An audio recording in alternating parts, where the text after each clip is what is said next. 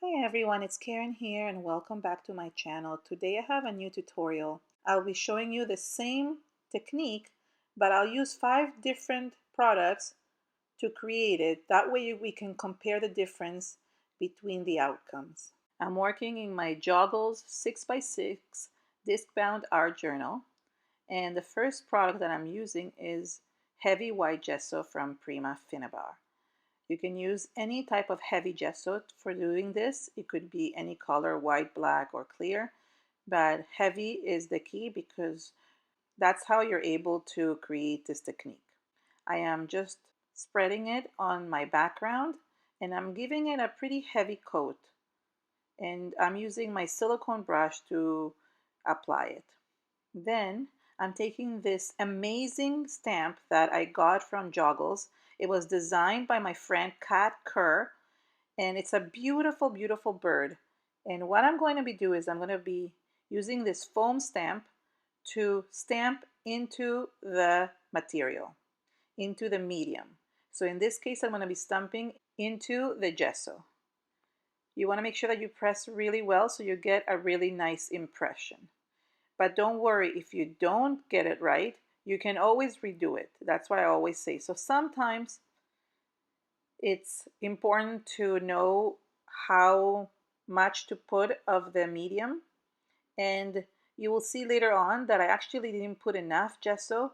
I put a very thin coat and it didn't give such a thick impression. I'm cleaning out my stamp so that way I can go ahead and use it for my next layer.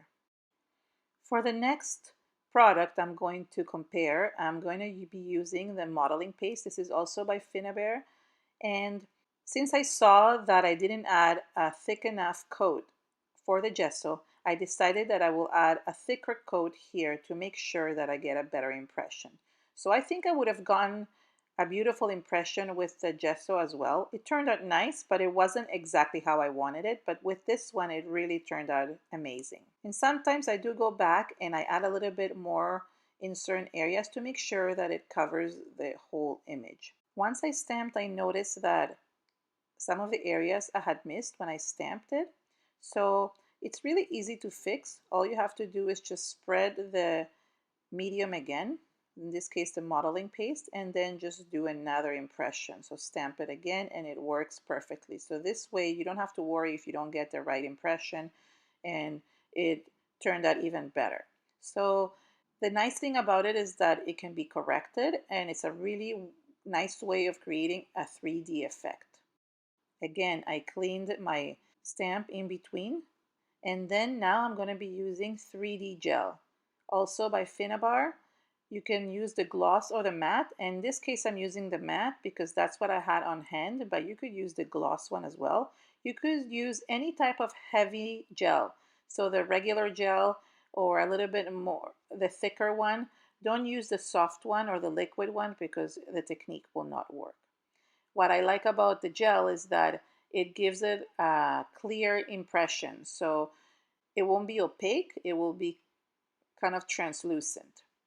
So again, I'm just going to press the stamp into the gel and just create the impression. I did go back again on this one as well and restamped it, and that helped to really create a full image because sometimes not everything gets stamped. For the fourth product, I used some paper texture paste, but I think any gritty texture would have worked perfectly for this. So any type of texture paste is good. And I did the exact same thing. I just spread it on the background, and I really like the grittiness of how it came out. It was really texturized. Then again, I went and pressed it into the foam stamp. For the last impression, I use a texture paste, but this is actually a Crackle paste. I didn't even clean by stamp because I figured I could just use it because both of them were texturized. So I just wiped it a little bit and then I went and spread my Crackle paste on the background. This is a white Crackle paste. You could do it with clear Crackle paste. Anything would work, any color or anything. So any of these work perfectly. I did add quite a thick coat of this one, and then I stamped it, And you will see later on that a few of the crackles in the really thick areas started to peel off. So I didn't really like the results of this one. It looked beautiful, but some of the pieces came off. Once I stamped it, and I really like the impression that it gave, I went ahead and let this dry overnight. I let it dry for 24 hours before doing anything else. To color this in, I took a product that I bought but I haven't used yet. It's the Cosmic Shimmers, and these are just amazing. I wanted to use my Brushos or the Ken Oliver Color Bursts, but I knew that these give a very shiny, shimmery color. So I really wanted to try these out, and since I had bought them, I figured I would try them out. So all I did is I sprinkled them onto a background and then sprayed some water to mix the colors together. For the first one, I added too much water, but I learned from that mistake, and when I brought the other ones on, I added less water and it turned out much better. I also used a paintbrush, a watercolor paintbrush, to move the color around and to help paint the background. Now I really wanted to make the color on the bird really stand out, and I concentrated all the pigment around the bird. That was really important for me. But even with doing that, I had to add a couple of layers for it to really stand out. So this is my first layer that I'm adding on all the birds, and then I'm going to add a second layer. And all I have to say is that maybe you can't tell in the video, but the amount of shimmer that these cosmic colors have is just unbelievable. I was so impressed.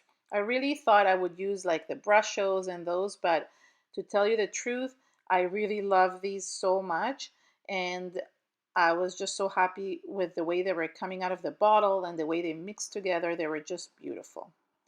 So I continued adding it to all the different birds, and I mixed different colors. I wanted to make sure that they don't all look the same, but the technique that I used was the same. So I would sprinkle the powder, spray a little bit of water, and then just mix it with the paintbrush.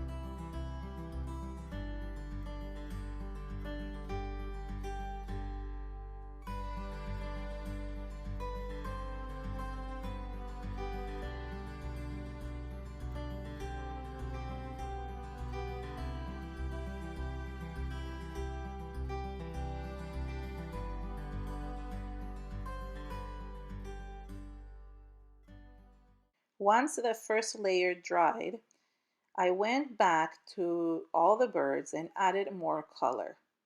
And it's important to make sure that you dry in between layers, because if you start adding more and more color, it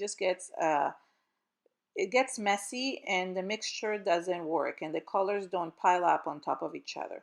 So it was really important to just add more and more color as I was adding the second layer.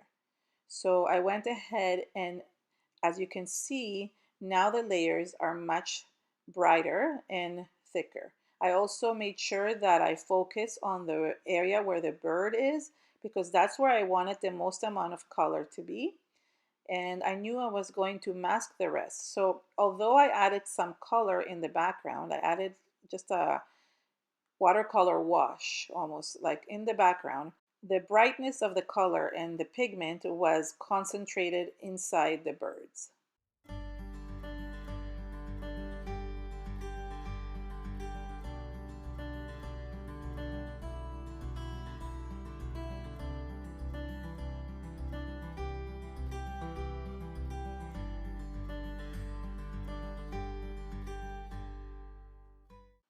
Once the color was dry, I took my white gesso again, and this time I used it with a paintbrush to just mask around the birds. I wanted the birds to really stand out. I wanted the color and the texture to stand out while everything else would mix into the background. Because I had color in the background, it kind of mixed a little bit with the gesso. So it wasn't a plain white background. It really looked like it was distressed. It looked like it was a beautiful pastel color in the background, while the bird really stood out because it was highly concentrated with pigment.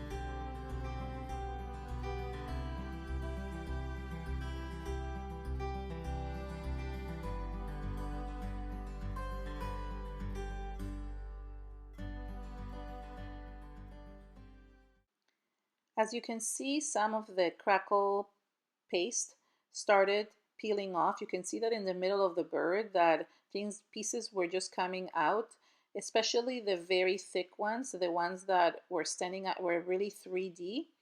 And as I was putting the gesso in the background, I kept on losing more pieces as well. And that's okay, that's part of the process and you have to go with it. I know that maybe using crackle paste is not the best idea for this technique, but it still turned out really nice. I like how the bird turned out at the end, but I just have to remember not to maybe add such a thick layer. So maybe for the gesso, I should have done it thicker, but for the crackle paste, I should have done a thinner layer because when I did a thinner layer, the cracks were really, really beautiful. In order to outline the bird even further, I took my black Stabilo pencil and I outlined each bird separately.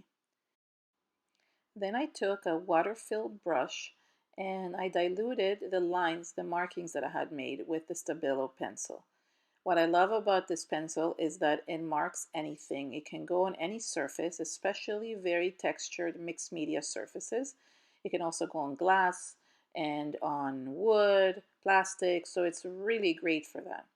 And what I did is I just diluted it to really create a distressed outline. Then I decided to also create a border around each of the pages. So I took the Stabilo pencil again and I just created lines around to create a border. And then I diluted them again with the water brush. I felt like the Stabilo pencil actually didn't give me a thick enough borders. So I took my Dina Wakley black Scribble stick and I added more markings and diluted them with water. You can use gelatos or any water-soluble pencil to do it, and it will create a really cool border.